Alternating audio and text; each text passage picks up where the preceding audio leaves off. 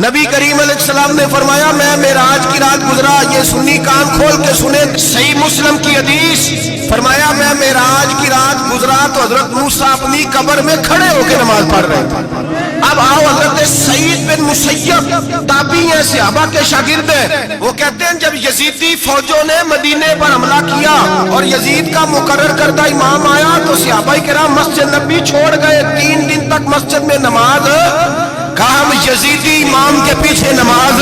نہیں پڑھیں گے۔ حضرت سعید بن مسیب کہتے ہیں میں دیوانہ بن کے، مجنون بن کے اندر گھس گیا، یزیدی فوجیں سمجھی میں دیوانہ ہوں، شاید پاگل ہوں، مجھے انہوں نے تکلیف کوئی نہ دی۔ فرماتے میں نبی پاک کی قبر کے ساتھ ایک لگا کے بیٹھا تھا،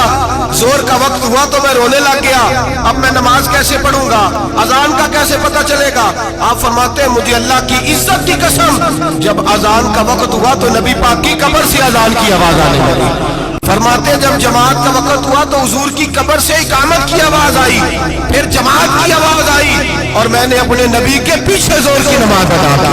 حضرت موسیٰ اپنی قبر میں نماز پڑھے اور میرے رسول تو قبر میں جماعتیں کراتے ہیں، حضور جماعتیں کراتے ہیں، اور آپ فرماتے ہیں میں 3 دن مسجد، کان کھول کے دل کھول کے سنو، ہم نے کوئی ریڈی میڈ عقیدہ نہیں اپنایا،